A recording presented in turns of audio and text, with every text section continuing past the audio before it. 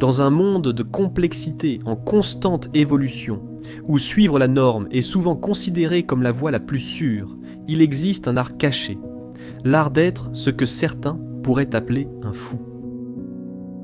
Imaginez un instant un funambule faisant ce premier pas précaire. Pour beaucoup, cette décision pourrait sembler insensée. Pourquoi quitter la sécurité du sol ferme ? Pourtant, pour l'artiste, c'est un rêve, une passion et un aspect déterminant de son identité. De la même manière, chacun de nous fait face à une corde raide métaphorique dans sa vie, cette fine ligne entre les attentes de la société et nos aspirations les plus profondes. Le terme « fou » porte souvent avec lui une multitude de connotations, la plupart étant péjoratives. Les fous, comme on nous l'a traditionnellement fait croire, manquent de jugement, de sagesse et de prévoyance. Ce sont les bouffons, les clowns, les rêveurs naïfs qui osent s'aventurer au-delà du chemin tout tracé. Et si, au cœur de la folie, se cachait une sagesse profonde, reconnaissant que les plus grandes aventures et apprentissages se trouvent souvent hors des conventions. Au fil de l'histoire, d'innombrables philosophes, penseurs et créateurs n'ont pas seulement évoqué, mais ont célébré cette perspective unique. Leurs enseignements et leurs histoires de vie nous offrent des perspectives inestimables qui remettent en question le statu quo et nous encouragent à voir le monde sous un autre angle. Un angle qui valorise l'audace, le courage et la volonté de poursuivre ce qui peut sembler, au départ, inaccessible. Entrer dans l'art d'être un fou. En comprenant ce concept, nous plongeons au plus profond de la psyché humaine. Au fil du temps, nos plus grandes avancées, innovations et expressions sont venues de mots de ceux qui étaient prêts à être ridiculisés, prêts à être incompris, prêts, en somme, à être le fou.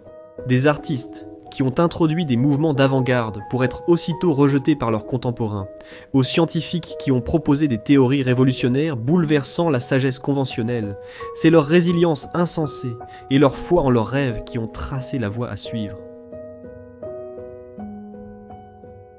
Mais pourquoi est-il si essentiel de s'emparer de cette idée apparemment contre-intuitive ? En essence, l'art d'être un fou consiste à être authentique. Il s'agit de rester fidèle à soi-même, malgré les pressions extérieures pour se conformer. Il s'agit de l'audace de croire en nos rêves, aussi irréalistes ou lointains qu'ils puissent paraître. Ce faisant, nous trouvons non seulement un but et un sens à notre propre vie, mais nous inspirons aussi les autres à faire de même. Les normes et attentes sociales auxquelles nous faisons face aujourd'hui ne sont pas forcément conçues pour réprimer nos rêves, mais elles encouragent souvent la conformité. Dès l'enfance, on nous guide vers des voies jugées sûres et acceptées. Il est rare qu'on nous incite à remettre en question, à rêver et à poursuivre ces rêves avec une ferveur sans retenue. L'histoire a souvent montré que ceux qui ont laissé une empreinte durable et vécu pleinement sont ceux qui ont su embrasser l'art d'être un fou. Dans cette exploration, nous ne parlons pas seulement de l'idée abstraite de la folie. Nous plongeons dans une feuille de route, en puisant dans la sagesse de philosophes, psychologues et auteurs respectés qui, chacun à leur manière, ont embrassé et défendu cette forme d'art. À travers leur perspective, nous découvrirons qu'être un fou n'est pas une question d'ignorance ou de naïveté, mais de courage, de passion et de poursuite acharnée de ses rêves. Alors que nous commençons ce voyage ensemble, je vous invite à mettre de côté vos préjugés, à ouvrir votre cœur et votre esprit, et à redécouvrir la profonde sagesse qui réside dans l'art d'être un fou. Après tout, comme l'a dit un jour le célèbre Georges Bernard Shaw, tout progrès dépend de l'homme déraisonnable. Ou dans notre cas, le rêveur inflexible, le fou intemporel.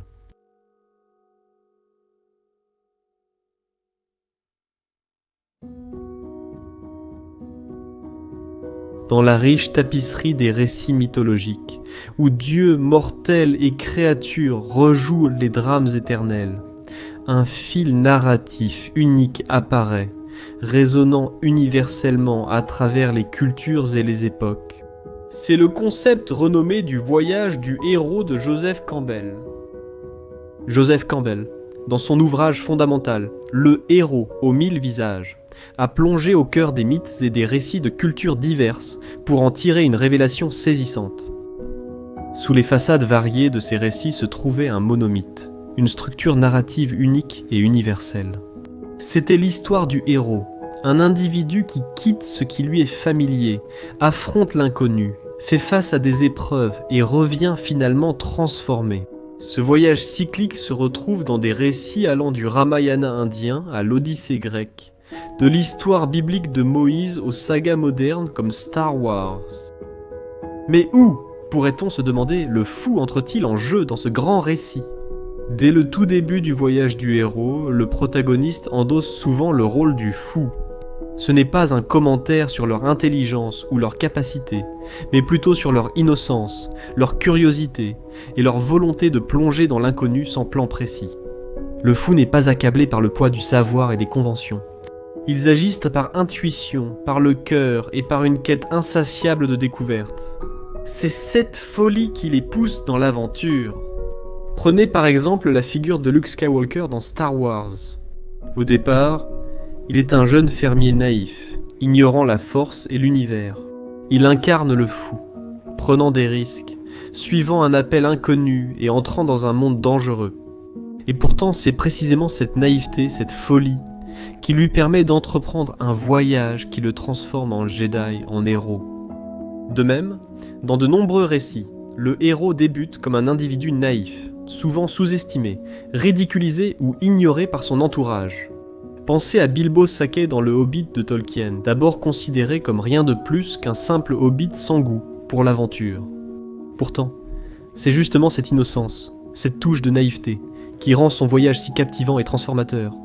Campbell a souligné que le voyage du héros ne porte pas seulement sur des aventures extérieures, comme combattre des monstres, trouver des trésors ou sauver la demoiselle en détresse. C'est tout autant, sinon plus, une question de voyage intérieur, d'affronter ses peurs, ses doutes et ses insécurités. Les défis extérieurs du héros sont souvent le reflet de ses luttes intérieures, et c'est dans ce paysage intérieur que les qualités du fou deviennent encore plus cruciales. Car l'ouverture, la résilience et l'adaptabilité du fou permettent au héros de grandir, d'apprendre, puis de triompher. Cependant, ce voyage n'est pas sans défis ni incertitudes. La route est semée d'épreuves, le héros constamment testé.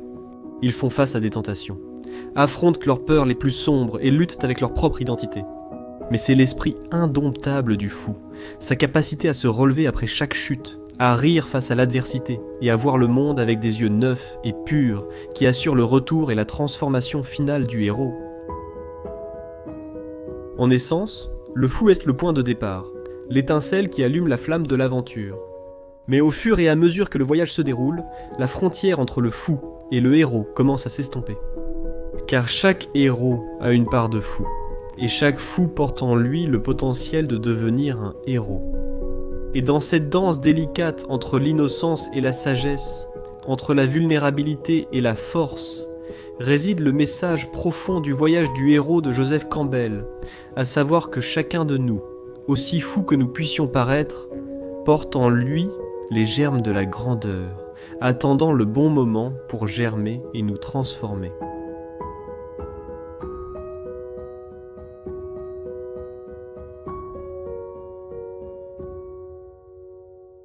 En plongeant plus profondément dans les courants philosophiques qui façonnent notre compréhension du fou et du héros, nous tombons sur les réflexions profondes de Friedrich Nietzsche, un philosophe dont l'influence résonne à travers le temps, remettant en question nos notions conventionnelles de la moralité, de l'existence et de l'esprit humain.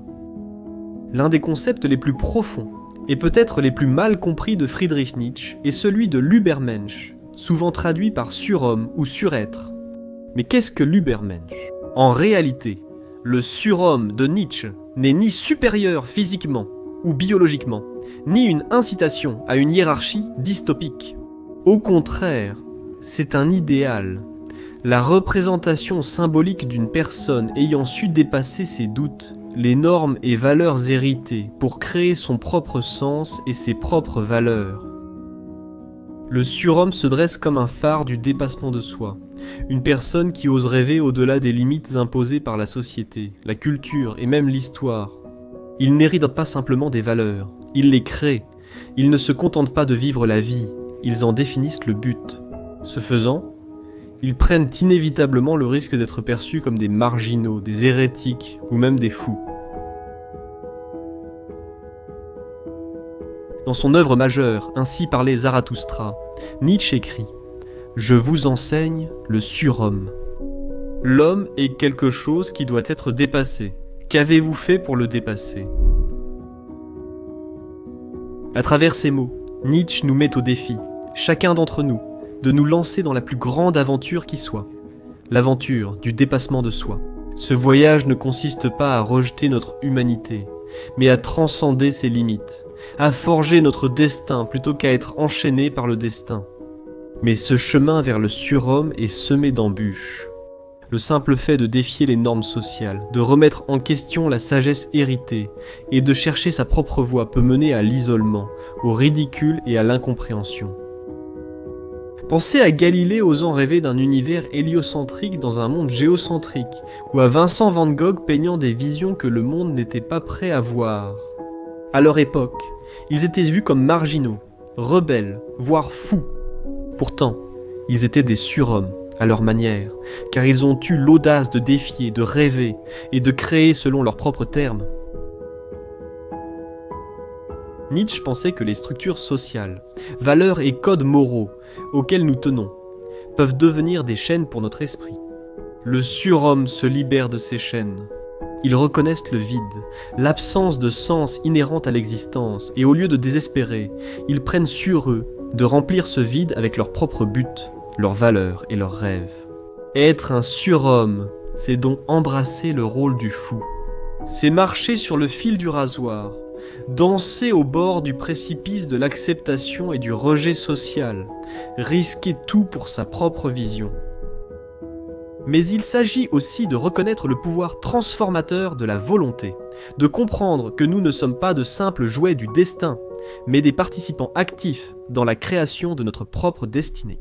En réfléchissant aux paroles de Nietzsche et à sa vision du surhomme, nous nous rappelons le potentiel illimité qui réside en chacun de nous. Le potentiel de questionner, de défier et de redéfinir. Le potentiel d'être considéré comme un fou aujourd'hui et comme un visionnaire demain. Dans ce kaléidoscope de pensée, où le fou, le héros et le surhomme s'entrelacent, nous découvrons la danse complexe de l'existence. Une danse où oser rêver, questionner et chercher sa propre voie est à la fois le plus grand risque et la récompense la plus sublime.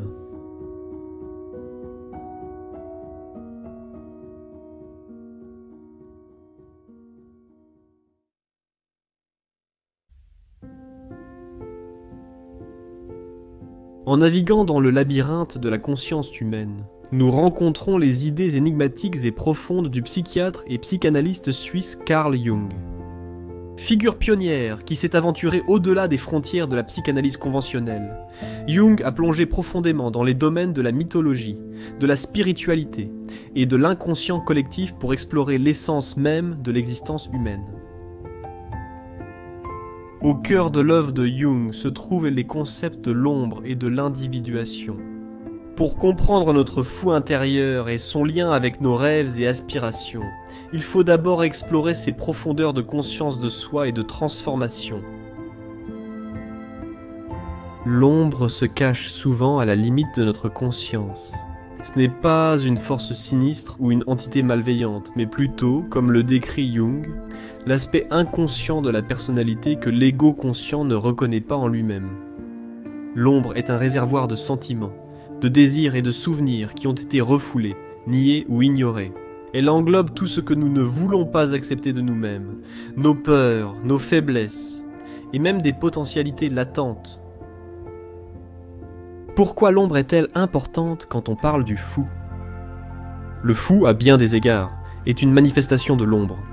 Dans sa forme la plus pure, le fou représente la spontanéité, l'innocence et une certaine sauvagerie, des traits que la société nous demande souvent de réprimer ou de contrôler. Ainsi, embrasser le fou en nous revient à affronter notre ombre, à reconnaître les parties de nous-mêmes que nous avons rejetées ou ignorées. Il s'agit d'accepter nos imperfections, nos vulnérabilités et nos désirs cachés. Ce n'est qu'en intégrant l'ombre que nous pouvons espérer devenir des êtres entiers et authentiques. Cela nous amène à l'idée d'individuation de Jung, un processus qui dure toute la vie et qui consiste à devenir la personne que l'on est censé être au fond de soi, indépendamment des attentes ou des normes sociales. C'est le voyage de la réalisation de soi, où l'on intègre les différentes facettes de son inconscient, y compris l'ombre, dans son moi conscient. Le chemin de l'individuation ne consiste pas à atteindre une version idéalisée de soi-même, mais à réconcilier et harmoniser la multitude de forces qui existent en nous. Le voyage du fou, à bien des égards, reflète ce processus d'individuation. Comme le fou, chacun de nous entreprend un voyage rempli d'épreuves, de révélations et de transformations. À mesure que nous affrontons et intégrons notre ombre, que nous nous réconcilions avec nos peurs et désirs les plus profonds, nous nous rapprochons de notre véritable moi. La spontanéité, la curiosité et l'innocence du fou sont des alliés précieux pour affronter chaque étape avec un cœur ouvert et un esprit volontaire. Nos rêves et nos aspirations sont intimement liés à ce processus. Ils sont en essence le désir de l'âme pour l'individuation, pour la plénitude. Tout rêve, qu'il soit de créer, d'explorer ou de se lier, révèle une part de notre inconscient voulant s'exprimer consciemment. Le fou, avec sa nature sans inhibition, devient le pont entre ces royaumes, nous incitant à écouter nos appels les plus profonds, à oser, à rêver et à explorer les vastes paysages de notre psyché. Dans l'une de ses réflexions, Jung a déclaré « Celui qui regarde à l'extérieur rêve, celui qui regarde à l'intérieur s'éveille ».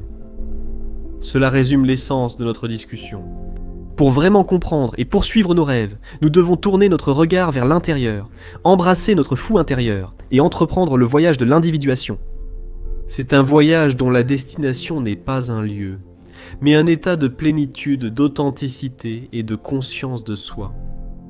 Dans la grande tapisserie des idées, de l'Übermensch de Nietzsche au voyage du héros de Campbell, les concepts de Jung ajoutent une autre couche de profondeur. Ils nous rappellent que le voyage est autant intérieur qu'extérieur, que chaque défi, chaque révélation, chaque rêve est une étape vers le fait de devenir notre moi le plus authentique. Et dans ce voyage, le fou n'est pas seulement un compagnon, mais aussi un phare, illuminant le chemin par son innocence, sa curiosité et son authenticité sans retenue.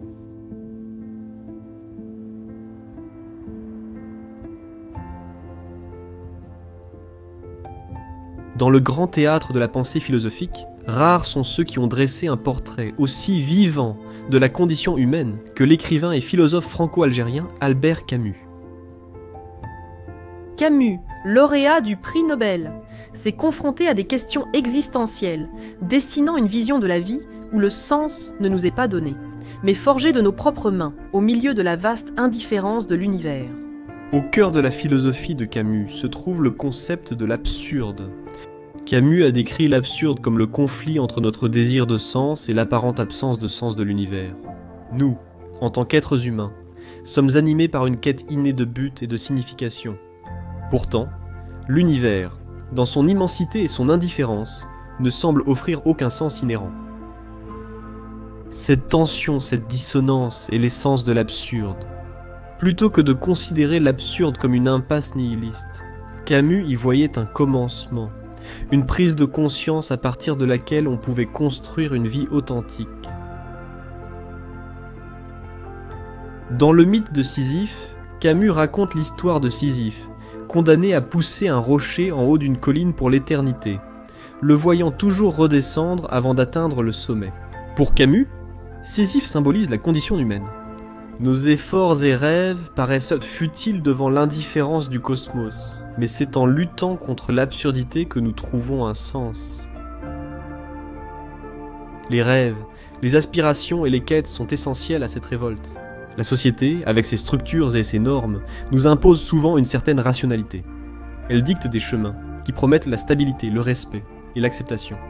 Cependant, ces normes sociales s'opposent souvent à nos rêves personnels, parfois jugés irrationnels ou atypiques. La philosophie de Camus nous encourage à embrasser ces rêves, non pas malgré l'absurde, mais justement à cause de lui. Si la vie est intrinsèquement dépourvue de sens et que notre existence se déroule sur fond d'un univers indifférent, alors pourquoi ne pas poursuivre ce qui enflamme notre âme ? Pourquoi ne pas suivre la voie qui résonne avec notre essence, indépendamment des attentes ou des normes de la société ? Accepter l'absurdité de la vie nous libère des contraintes des « il faut » et des « tu dois » imposées par la société. Cela nous rappelle que les normes sociales sont tout aussi arbitraires que n'importe quelle autre construction. Dans le grand théâtre indifférent de l'univers, choisir une vie conforme aux attentes de la société n'est pas plus rationnel que de poursuivre ses rêves les plus fous et les plus irrationnels. En reconnaissant et en acceptant l'absurde, nous nous libérons de la pression de devoir trouver un sens objectif ou de nous conformer à des normes extérieures. Nous écrivons notre destin, créant des récits en accord avec nos vérités profondes. Ce n'est pas un appel à abandonner la responsabilité ou à dériver son but, mais une invitation à poursuivre nos passions avec vigueur, à embrasser l'imprévisibilité de la vie et à trouver de la joie dans l'acte même de vivre, indépendamment des validations extérieures. Camus a dit un jour que la seule façon de faire face à un monde non libre est de devenir si absolument libre que votre simple existence devient un acte de rébellion. Dans un monde régi par les conventions où le poids des attentes peut souvent étouffer les rêves, poursuivre sa véritable vocation, aussi peu conventionnelle ou insensée soit-elle, devient un acte de rébellion, une rébellion contre l'absurdité de l'existence et les impositions de la société. En réfléchissant aux idées de Camus, nous nous rappelons le pouvoir libérateur de l'acceptation. Accepter l'absurdité de la vie ne mène pas à l'apathie, mais à une liberté renforcée. Cela nous rappelle que dans la vaste danse cosmique, nous n'avons qu'un instant fugace, et que dans cet instant, au lieu d'être enchaînés par les conventions, nous pouvons choisir de danser à notre propre rythme, de poursuivre nos rêves sans retenue, et de façonner une vie qui, bien qu'éphémère, nous appartient avec force et authenticité. Dans la saga continue du voyage du fou, les leçons d'Albert Camus offrent un élixir puissant. Elles nous rappellent que parfois, l'acte le plus rationnel est d'embrasser nos rêves irrationnels, de trouver un sens dans l'acte de vivre et de célébrer la danse belle, fugace et absurde de l'existence. Alors que nous avançons, que la vision d'Albert Camus nous serve de phare, nous incitant à rêver, à oser et à embrasser la liberté profonde qui naît de l'acceptation de l'absurdité inhérente à la vie.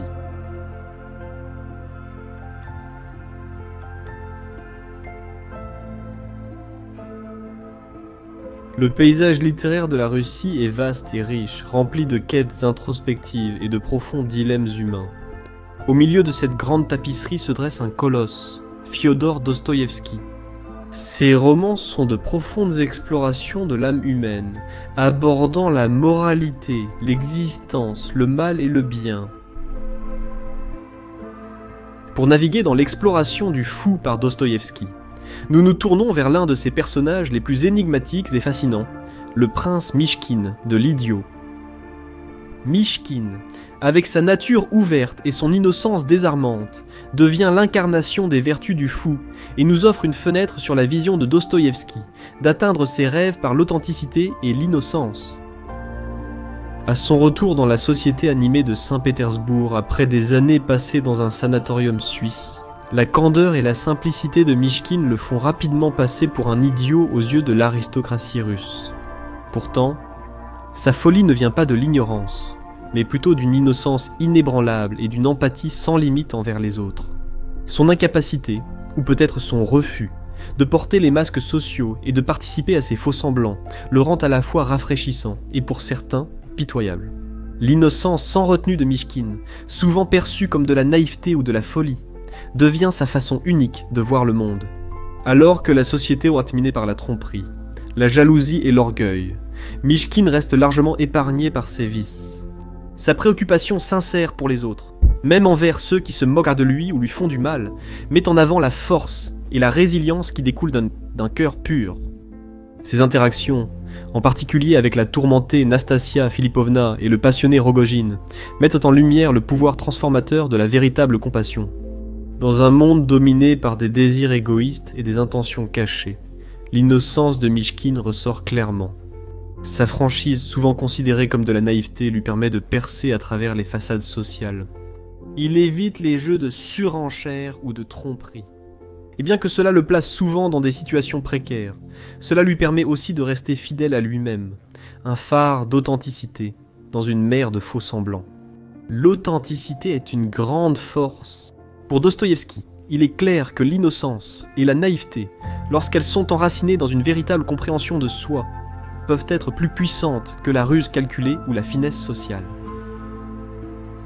Les rêves et les aspirations de Mychkine ne sont pas dictés par les attentes de la société, mais par une boussole morale intérieure, une compréhension innée du bien qui reste incorruptible face au monde qui l'entoure. Pour Dostoïevski, avec des personnages comme le prince Mychkine, le chemin vers ses rêves n'est pas une route linéaire faite de choix réfléchis et d'approbation sociale. Au contraire, c'est une route sinueuse où le cœur, dans son innocence et sa naïveté, sert de boussole. Les rêves, dans l'univers de Dostoïevski, sont profondément personnels. Ils ne doivent pas être façonnés selon les normes de la société, mais poursuivis avec une authenticité sans relâche. Mychkine, dans toute sa gloire d'idiot, incarne cette quête indomptée. Ses interactions, ses décisions, et même ses faux pas sont tous guidés par un véritable sens de soi, non altérés par des influences extérieures.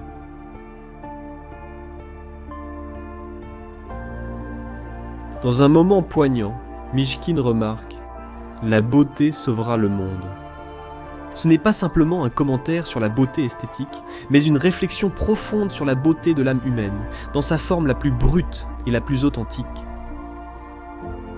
Pour Dostoïevski, c'est cette beauté, cette authenticité véritable qui détient le pouvoir de transformer, d'inspirer et de conduire chacun vers ses véritables rêves. En explorant l'univers complexe de Dostoïevski, le prince Mychkine incarne à la fois un personnage et une philosophie, illustrant le pouvoir de l'authenticité et de l'innocence. Dans la danse de l'existence, où beaucoup portent des masques et suivent des chemins tracés par les attentes de la société, des figures comme Mychkine nous rappellent la force inhérente à la véritable innocence.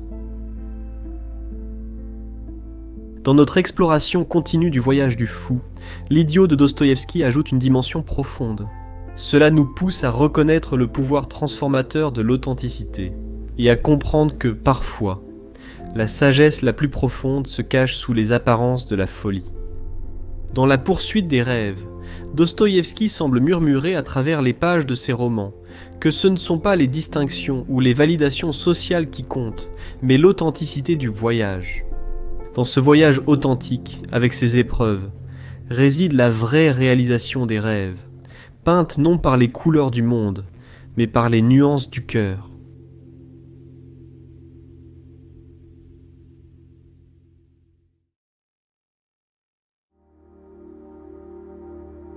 En explorant la philosophie, on rencontre inévitablement une figure dont l'influence a marqué la pensée occidentale avec une ferveur rare. Socrate, avec sa quête inébranlable de la vérité et sa méthode distinctive de questionnement, demeure l'un des penseurs les plus célèbres de l'histoire. Non seulement il a posé les bases de la pensée critique, mais il a également apporté des réflexions profondes sur la nature du savoir et l'importance de la conscience de soi. La déclaration paradoxale « Je sais que je ne sais rien », souvent attribuée à Socrate, demeure un témoignage de son approche philosophique. À première vue, cette affirmation peut sembler autodestructrice ou même dénuée de sens. Mais en son cœur, elle saisit l'essence de la sagesse socratique, l'humilité. Dans un monde où beaucoup prétendaient avoir toutes les réponses, Socrate admettait son ignorance, mais ce n'était pas une déclaration de défaite ou d'apathie. C'était une reconnaissance de l'immensité de l'univers et des limites de la compréhension humaine. En acceptant qu'il n'avait pas toutes les réponses, Socrate a ouvert la porte à une quête incessante et à un apprentissage perpétuel. L'humilité, comme l'a démontré Socrate, ne consiste pas à se déprécier, mais à reconnaître nos limites et à être ouvert à la croissance. Reconnaissant son ignorance, Socrate ne s'y résignait pas, mais se lançait, comme les autres, le défi de questionner plus ardemment et de rechercher la vérité avec un nouvel élan. Cette humilité peut être incroyablement valorisante, surtout dans la poursuite de ses rêves. Dans une société qui valorise la certitude et des réponses claires, admettre notre ignorance peut être libérateur. Cela nous permet d'aborder les défis avec un esprit ouvert, d'apprendre de nos expériences et d'adapter nos stratégies. Face aux obstacles ou aux échecs, reconnaître que nous n'avons pas toutes les réponses peut nourrir la résilience et inspirer l'innovation. Au cœur de l'approche de Socrate se trouvait sa méthode de questionnement, connue à juste titre sous le nom de méthode socratique. Plutôt que de fournir des réponses directes, Socrate engageait une série de questions approfondies, menant ses interlocuteurs dans un voyage d'autodécouverte et d'examen critique. Grâce à cette méthode, Socrate cherchait à retirer les couches d'hypothèses et à révéler les vérités fondamentales ou leur absence qui se trouvaient en dessous.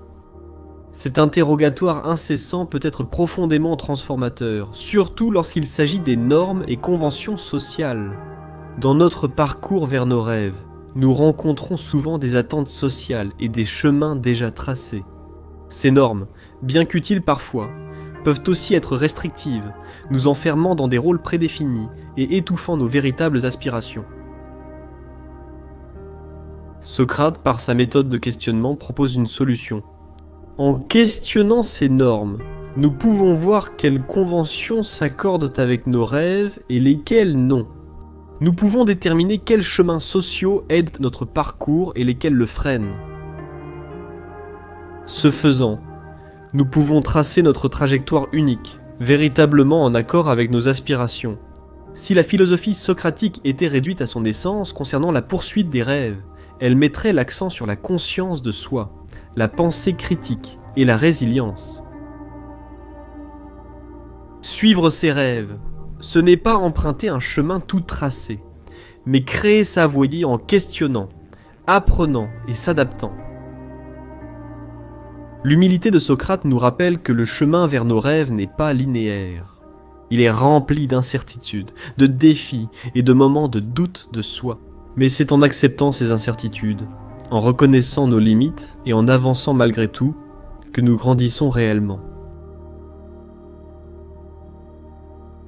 En analysant les normes sociales qui influencent nos passions et nos aspirations, nous nous assurons que nos rêves sont vraiment les nôtres et non le reflet d'attentes extérieures. Nous pouvons nous assurer que notre parcours, avec tous ses rebondissements, soit authentique. L'héritage de Socrate, gravé dans les dialogues de Platon et dans les annales de la philosophie, n'est pas seulement celui d'un penseur, mais aussi d'un révolutionnaire. Il a remis en question non seulement des idées, mais aussi des façons d'être, de penser et de rêver. Alors que nous poursuivons notre exploration de l'art d'être un fou et de la poursuite des rêves, les enseignements de Socrate nous servent de guide. Ils nous rappellent la force inhérente à l'humilité, le pouvoir du questionnement et l'importance de la conscience de soi. Dans notre quête de rêve, la sagesse socratique nous offre un rappel puissant. Ce n'est pas la destination qui compte, mais le voyage. Dans ce voyage, ce sont les questions, les réflexions et la quête de compréhension qui ouvrent la voie, plus que les réponses. Avançons donc avec l'esprit de Socrate, en questionnant, en réfléchissant et en cherchant sans cesse, alors que nous poursuivons nos rêves avec authenticité et ferveur. Car dans la danse des aspirations, c'est le rythme de la conscience de soi et les pas de l'esprit critique qui rendent vraiment cette danse digne d'être vécue.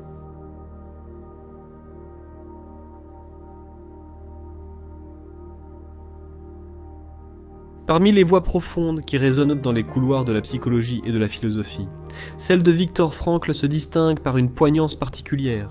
Survivant de l'Holocauste, neurologue et psychiatre, Frankl ne se contente pas de théoriser sur la souffrance humaine et la quête de sens.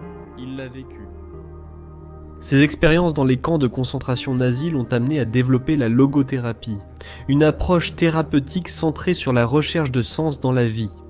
C'est une perspective qui peut grandement éclairer notre discussion sur le fait d'être un fou et sur l'entreprise courageuse de poursuivre ses rêves à contre-courant. Au cœur de la logothérapie de Frankl se trouve une affirmation à la fois simple et profondément profonde. La force de motivation principale pour les êtres humains est la recherche de sens. Contrairement à d'autres approches psychothérapeutiques axées sur le plaisir ou le pouvoir, la logothérapie soutient que nos désirs profonds visent à comprendre notre but et à donner un sens à notre existence. Pour lui, la vie recèle un sens potentiel dans toutes les circonstances, même les plus misérables. Cette conviction ne s'est pas formée dans le confort d'un cabinet de thérapeute, mais au cœur de l'environnement, éprouvant des camps de concentration. C'est ici, au milieu d'une adversité inimaginable, que Frankl a observé un phénomène frappant. Ceux qui trouvaient un sens à leur souffrance montraient plus de résilience, affrontant les horreurs avec une force quasi surhumaine. À bien des égards, les personnes qui osaient chercher un sens dans la noirceur des camps jouaient le rôle du fou. Ils défiaient le récit extérieur qui cherchait à leur ôter leur humanité, choisissant plutôt d'écouter la voix intérieure qui murmurait un but et une signification. Ils osaient rêver, espérer et trouver du sens même dans les situations les plus désespérées. C'est là que le cœur de l'art d'être un fou croise les idées de Frankl.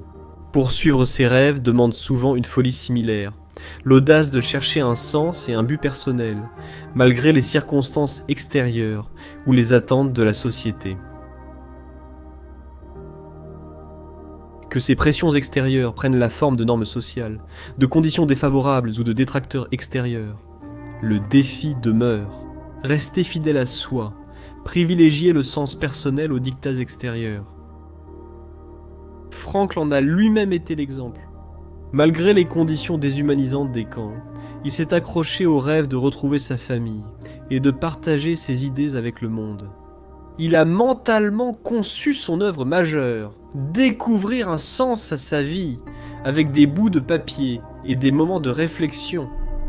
Dans le monde contemporain, les défis auxquels nous sommes confrontés peuvent être différents des horreurs qu'a enduré Frankl, mais le dilemme central demeure. Nous sommes souvent tiraillés entre les attentes de la société, les chemins tout tracés, les définitions prescrites du succès et notre quête de sens personnel. Ici, jouer l'idiot devient un acte de courage. Il s'agit de privilégier le sens personnel plutôt que les distinctions sociales, d'explorer des voies moins fréquentées et souvent d'embrasser des rêves jugés irrationnels ou irréalistes par autrui. La logothérapie de Frankl nous enseigne que notre bien-être, notre résilience et même notre santé mentale sont étroitement liés à cette quête de sens. Lorsque nous alignons nos rêves avec notre propre sens du but, nous n'atteignons pas seulement des jalons extérieurs, nous répondons à un appel intérieur. Nous éprouvons une joie profonde, une satisfaction profondément enracinée. La vie et les enseignements de Viktor Frankl sont un phare d'espoir et une feuille de route pour ceux qui poursuivent leurs rêves. Ces réflexions nous rappellent que l'accomplissement véritable ne réside pas dans la validation sociale ou les réussites extérieures, mais dans l'alignement de nos actions avec notre propre sens de la vie. Le fou, dans le contexte de la philosophie de Viktor Frankl, est celui qui ose défier le chaos extérieur, qui cherche un sens même lorsqu'il est caché dans l'adversité, et qui, au milieu du vacarme des voix de la société, écoute attentivement le murmure intérieur de sa propre raison d'être. Dans notre exploration continue de l'art d'être un fou, Viktor Frankl demeure un témoignage de la force de l'esprit humain et du pouvoir transformateur du sens personnel. Son héritage nous pousse à être assez fous pour donner la priorité à notre appel intérieur, à chercher un sens au milieu du chaos et à poursuivre nos rêves avec une ténacité ancrée dans le but.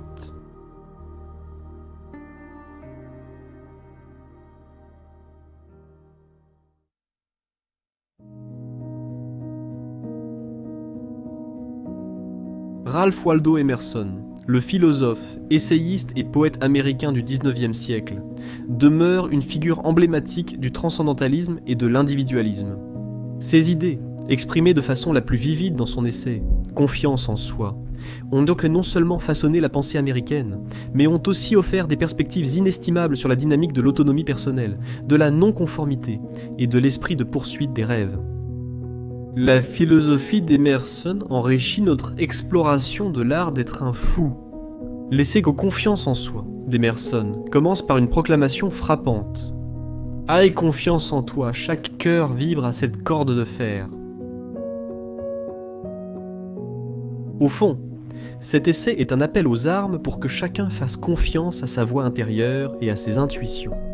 Pour Emerson, être autonome, c'est adopter ses propres idées, valeurs et croyances, sans trop se laisser influencer par les normes sociales ou pressions extérieures. L'une des affirmations les plus percutantes de l'essai est que la société conspire souvent pour priver les individus de leur autonomie. En imposant ses conventions, ses normes et ses définitions du succès, la société peut détourner les individus de leur véritable voie. Cela conduit à une vie vécue non selon sa vocation innée, mais selon les diktats de la société. L'autonomie repose notamment sur le non-conformisme. Emerson s'oppose à la pression sociale de se conformer, de rentrer dans des moules préétablis.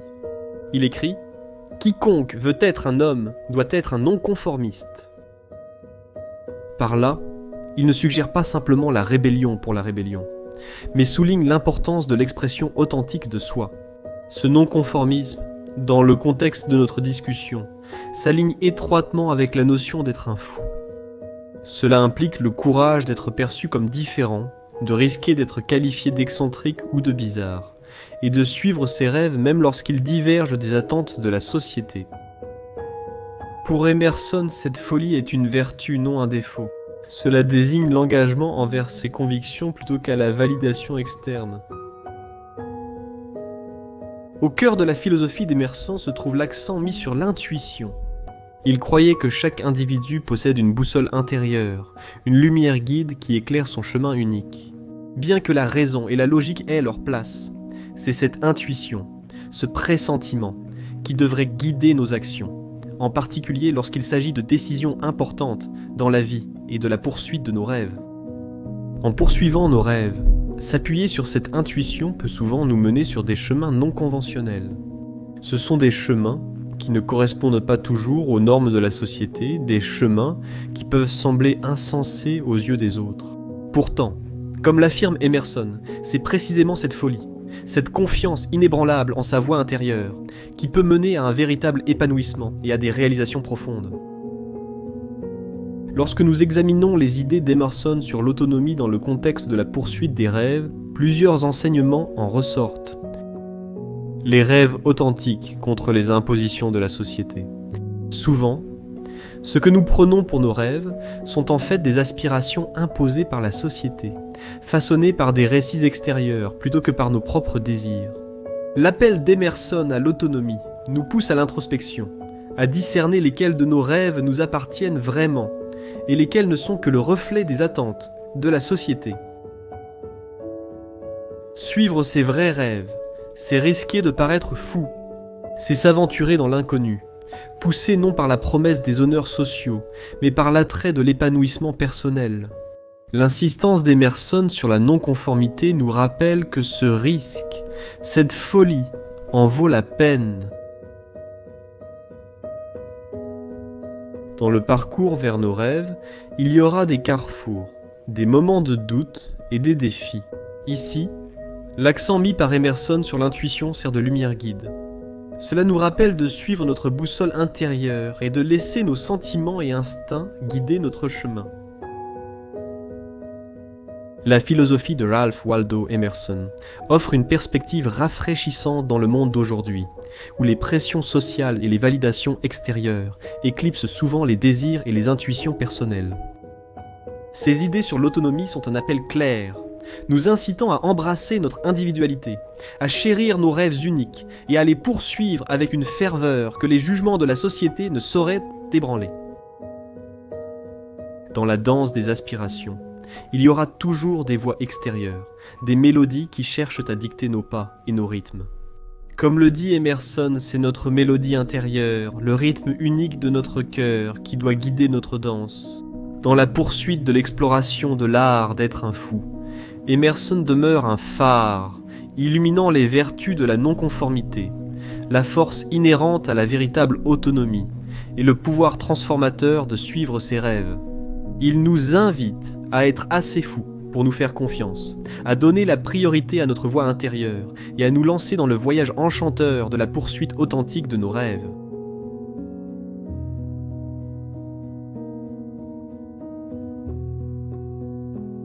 L'Alchimiste de Paulo Coelho a captivé les lecteurs du monde entier grâce à son récit enchanteur et à ses profondes réflexions philosophiques. Bien que le livre soit rempli de nombreux thèmes, allant de l'amour au destin, l'un de ses messages fondamentaux porte sur la poursuite de sa légende personnelle. À travers le voyage de Santiago, Paolo propose aux lecteurs une aventure littéraire et une leçon sur l'importance de poursuivre ses rêves, même au risque de paraître fou. Le voyage de Santiago commence par un rêve récurrent dans lequel un enfant lui dit de trouver un trésor au pied des pyramides d'Égypte. Ce rêve, que beaucoup considèrent comme une simple fantaisie ou une illusion, sert de catalyseur à la grande aventure de Santiago. Voici la première leçon. Les rêves, aussi irréalisables qu'ils puissent paraître, portent souvent en eux des vérités profondes et des indications pour nos vies. Alors que beaucoup auraient rejeté un tel rêve comme étant insignifiant, Santiago, jouant les naïfs, choisit de le poursuivre, marquant ainsi le début de son odyssée. Paolo introduit le concept de légende personnelle comme étant le désir le plus profond du cœur, le rêve ou l'objectif qu'une personne ressent comme étant sa mission dans la vie. Selon lui, chacun connaît sa légende personnelle dès son plus jeune âge, mais en grandissant, les attentes de la société, la peur de l'échec et diverses autres distractions les amènent à perdre de vue ce rêve. Santiago, en tant que berger, aurait pu facilement se contenter du rythme confortable de sa vie. Pourtant, l'appel de sa légende personnelle, le désir de déchiffrer son rêve le pousse vers l'inconnu. Son voyage, marqué par des défis et des rencontres, illustre le chemin que chacun suit en poursuivant ses aspirations profondes. Pour le monde extérieur, le voyage de Santiago peut sembler insensé. Il abandonne la certitude de sa vie, vend ses moutons et s'aventure dans des terres étrangères sur un simple caprice de rêve. Cela ressemble assurément à l'acte d'un fou. Pourtant, le récit de Coelho souligne que c'est précisément cette folie, cet esprit audacieux, qui est essentiel à la véritable découverte de soi et à la réalisation de sa légende personnelle. Quand Santiago rencontre l'alchimiste, l'histoire plonge davantage dans les dimensions spirituelles et philosophiques de la quête de ses rêves. L'alchimiste lui dit que les gens apprennent, très tôt dans leur vie, quelle est leur raison d'être, et que très peu suivront le chemin tracé pour eux, le chemin vers leur légende personnelle, vers leur bonheur. Cela renforce l'idée que beaucoup, par peur d'être traités de fous, choisissent le confort de ce qu'ils connaissent plutôt que l'incertitude et la magie de poursuivre leurs rêves. L'alchimie vise traditionnellement à changer les métaux en or, mais Paolo l'emploie comme métaphore de la transformation personnelle. Le voyage de Santiago ne concerne pas seulement le déplacement physique, c'est aussi son évolution intérieure, sa métamorphose à mesure qu'il se rapproche de sa légende personnelle. Cette transformation est essentielle à ceux qui poursuivent leurs rêves. Cela signifie abandonner ses anciennes croyances, adopter une nouvelle sagesse et évoluer sans cesse vers ses aspirations profondes. Le voyage de Santiago prend tout son sens lorsqu'il réalise que le trésor qu'il recherchait n'était pas seulement matériel, mais aussi métaphysique. Le véritable trésor était la sagesse qu'il a acquise, la compréhension des véritables désirs de son cœur, et la prise de conscience que le voyage lui-même, avec tous ses défis et ses détours, était aussi précieux que la destination. Coelho semble suggérer que dans la poursuite de nos légendes personnelles, bien que l'objectif final soit crucial, le voyage, les expériences, les transformations et la sagesse acquise sont tout aussi, sinon plus, précieux. Paulo Coelho, à travers le récit de Santiago, offre une exploration fascinante de l'art d'être un fou. C'est un rappel que souvent, le chemin vers nos désirs les plus profonds, nos légendes personnelles, exige que nous adoptions l'inconventionnel, que nous risquions le ridicule et que nous nous aventurions dans l'inconnu. Dans la danse entre le destin et le libre arbitre, entre les rêves et la réalité, l'alchimiste se dresse comme un phare, illuminant la puissance de la foi, la beauté du voyage et la magie transformative de la poursuite de ses rêves. Dans un monde qui valorise souvent le pragmatisme plutôt que la passion, l'alchimiste est un appel clair à tous les rêveurs, les exhortant à embrasser leur folie, à faire confiance aux murmures de leur cœur et à entreprendre le voyage sacré de la réalisation de leur légende personnelle. Ce n'est pas seulement l'Odyssée de Santiago, c'est aussi une invitation à chacun à entreprendre son propre voyage de découverte, de poursuite de rêves et d'alchimie personnelle.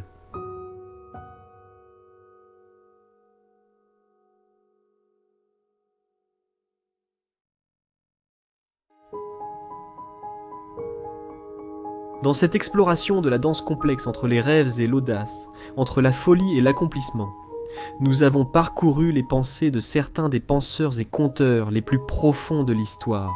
Chacune de ces figures illustres, à sa manière, nous invite à reconnaître une vérité unique, la puissance inestimable d'accepter notre fou intérieur. De la poursuite acharnée de sa légende personnelle par Santiago dans L'Alchimiste de Paulo Coelho, à la conception audacieuse du surhomme par Friedrich Nietzsche, qui ose forger ses propres valeurs, des révélations perspicaces de Carl Jung sur l'ombre et l'individuation, à la défense passionnée de l'autonomie par Ralph Waldo Emerson. Chaque récit et position philosophique dresse le portrait d'un monde où les rêves ne sont pas de simples fantasmes éphémères, mais de profondes prophéties qui nous guident vers notre moi authentique. Rêver, comme nous l'avons compris, n'est pas simplement un acte de fantaisie, c'est un acte de rébellion, un défi lancé aux structures sociales, une défiance face à la banalité, et surtout, un engagement courageux envers soi-même.